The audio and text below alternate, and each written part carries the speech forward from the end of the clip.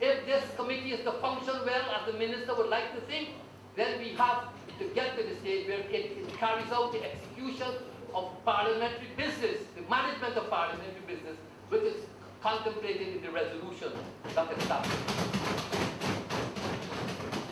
With respect to the Economic Services Committee, sir, I have to highlight the unresponsiveness of the Minister of Finance to invitations to him to come to that committee, to tell us, to update us on matters relating to CLICO, because there was a resolution passed in this National Assembly for this committee to follow up on such matters. We have written him at least twice. He hasn't had the courtesy to even grant us the favor of a reply, of an acknowledgement. Parliamentary Committee, Standing Committee on Security Reform was assented to by the constitutional amendment of it, was assented to since March 2009. And to this date, almost 1 year after, this committee is still to come into being and to commence function. How could we say, sir, that the committee system is functioning well? And on other matters to do with governments, of which there has been no mention, I will take the liberty of mentioning corruption, a word that has been avoided like the plague in the budget speech. Not one time was it used. It is as though it doesn't exist, when we all know that this tears away and eats at the sinews of our nation like a cancer that cannot be cured.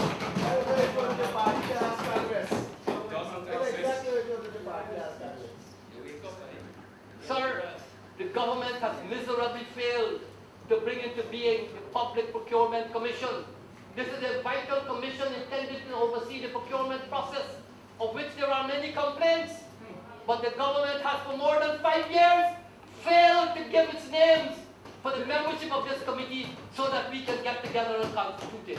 I'm afraid they always say that is the General Secretary of the People's Progressive Party who is holding up giving the names. I'm sorry he's not here today so that he can answer to this charge which I level against him. Equally grave, Mr. Speaker, if not more so, is the failure of the Minister of Finance himself, a highly trained professional, to observe some principles of financial governance. He continues to allow the lotto funds to be put into a separate bank account instead of being put into the consolidated fund. He continued to allow the sale of public assets to be put into a separate bank account instead of finding its way into the consolidated fund.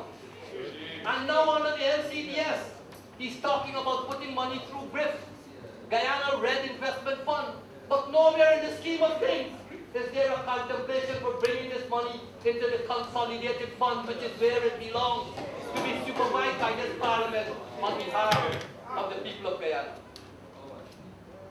Third, in January 2010, the Honourable Minister of Finance brought a request for supplementary provision for, among other agencies, the Ministry of Housing and Water in the sum of $5.6 billion, of which $4 billion were for housing development.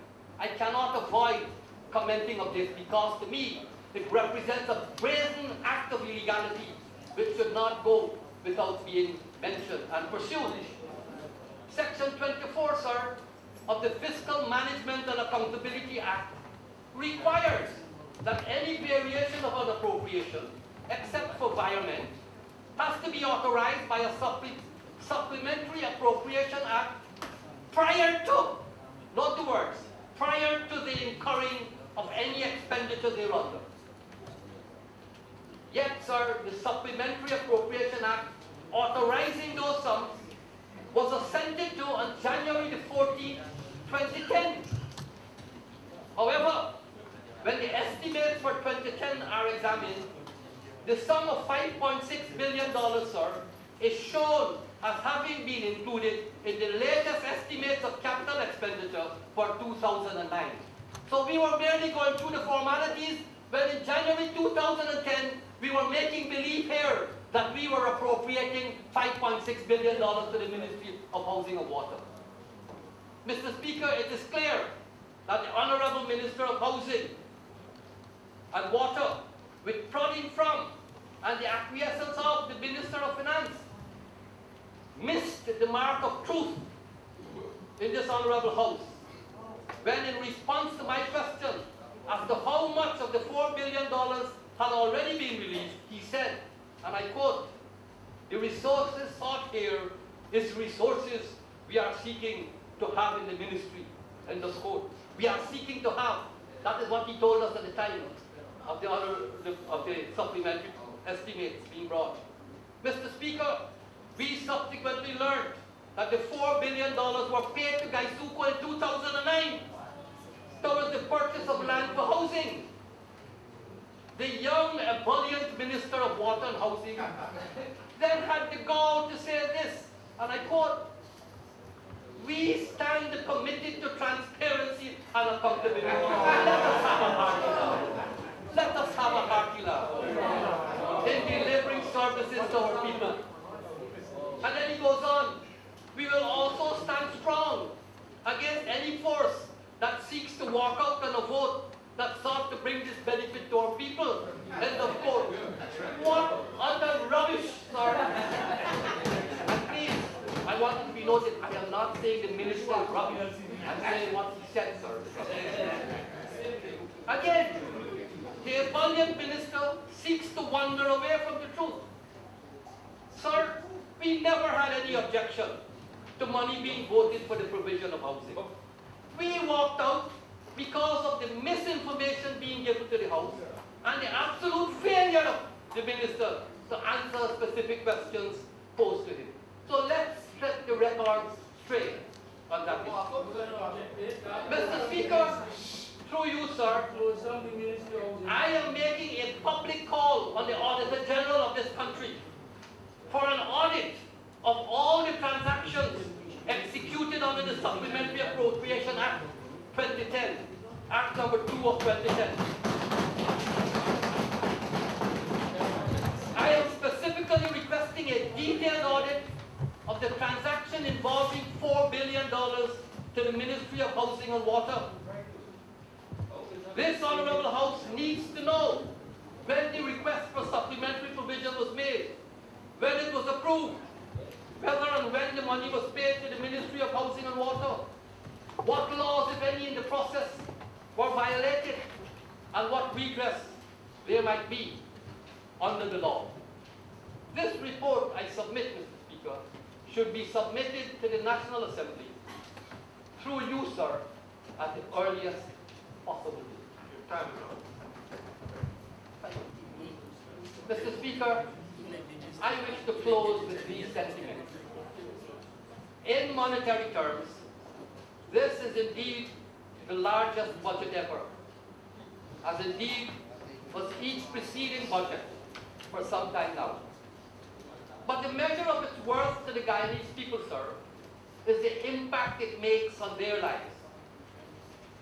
In it, I dare say, they would see no respite from the burdens they bear. Their personal and family futures would not sparkle with hope as a result of it. For most of them, it will be another year of struggling to make ends meet, to pay the rent, to meet transportation costs, and to put food on the table. This year will be another year of trying to find a reasonable job, or of trying to get a visa to leave for Region 11, or of joining the ranks of unemployed. Mr. Speaker, this must be a sad state of affairs after 17 years of PPPC rule. But then, I suppose, it could be blamed on the 28 years of the PNC. Sir, as I take my seat, let me say this. We feel no glee in saying these things. But we believe we have a duty to tell it as we see it, and hope that the government will listen and act on at least some of our suggestions. Will this budget, sir, will this budget debate, sir, be a first occasion when this will happen? Only time and unfolding events will tell us. Mr. Speaker,